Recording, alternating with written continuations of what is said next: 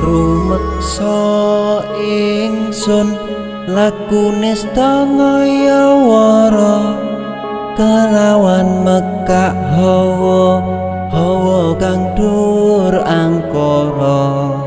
senajan setan gentayangan tansah gawe rupeda hingga pupusing jaman hametek ingsun nyirep geni wisamurka